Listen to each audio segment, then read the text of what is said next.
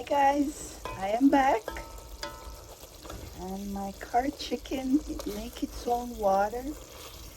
So I go ahead and I add my carrot because I do not use salt. So I use carrot to give it a little sweet taste.